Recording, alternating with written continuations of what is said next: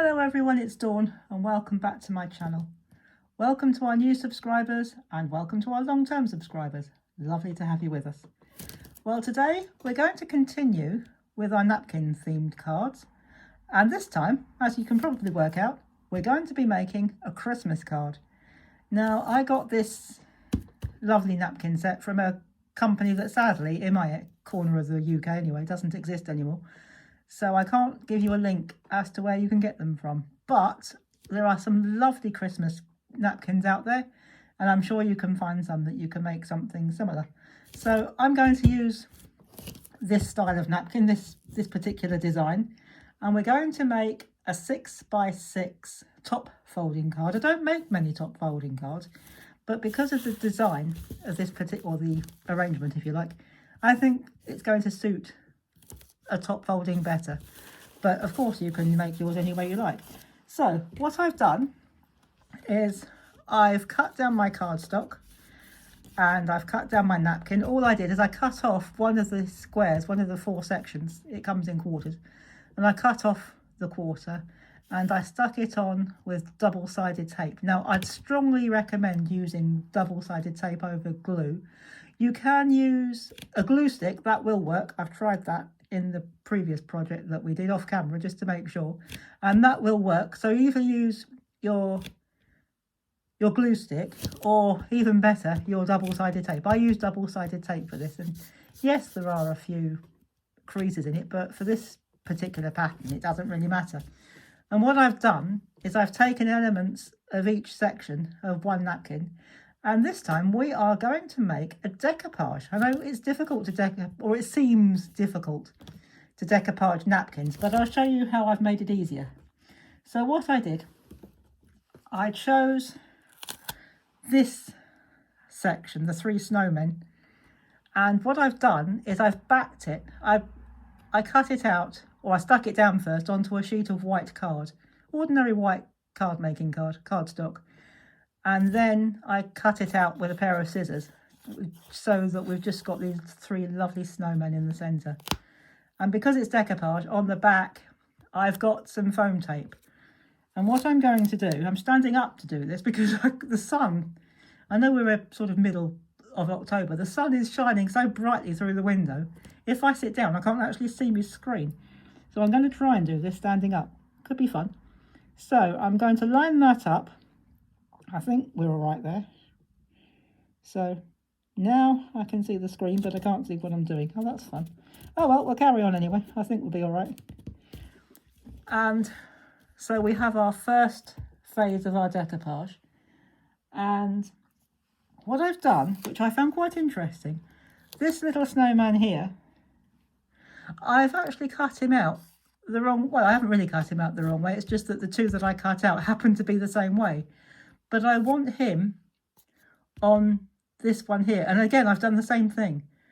I've cut it out onto white card and popped some foam tape on the back. But regardless of the fact that he's facing a different way, I did have a little dry run of this before I started the video. It really, for this particular design, it doesn't seem to make any difference. I'll show you what I mean. So we've got the tape on the back. It's back nicely onto some card. So all I'm going to do is line up the faces so that you can't actually see the face underneath.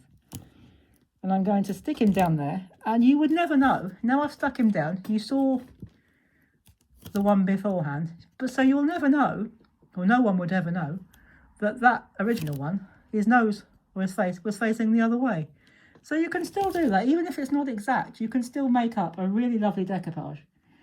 And for this guy here, I wanted to decoupage his hat. So again, I've done exactly the same thing.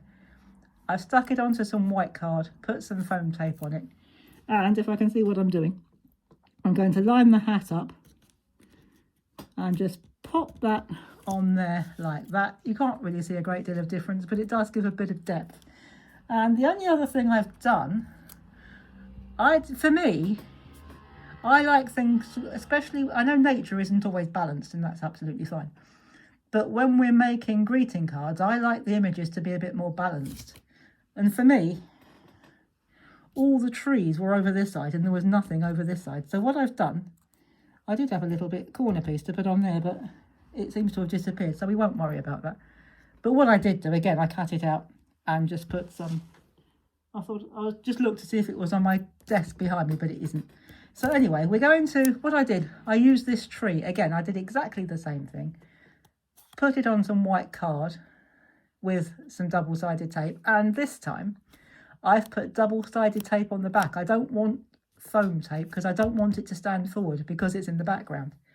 So what I've done is I've cut it out, and if I can see what I'm doing while I'm still standing up, I'm going to have to try and do it right-handed. Well, I'm left-handed, so it's rather difficult. It feels very odd, but we're going to try anyway. So I think it should go about there. It doesn't matter if it's not absolutely parallel, but I think that should go about there. And there we go. We have a lovely image for our Christmas card, all made from one napkin, which I just cut up. Now, if you wanted to, I mean, that speaks for itself. I suppose you could use it for a winter birthday if you wanted to, and that would be perfectly acceptable. But to me, that screams Christmas. So if you wanted to, if you could find a space, or if you could find a sentiment small enough, you could put a sentiment at the bottom or at the top. But to be perfectly honest, I don't think it needs one. But if you want to put one, go ahead. So dig out your napkins, even if they're not Christmas ones. Cut them down, stick them with either a glue stick or double-sided tape, and stick them down to some white card, and build up a decoupage and see what wonderful images you can come up with.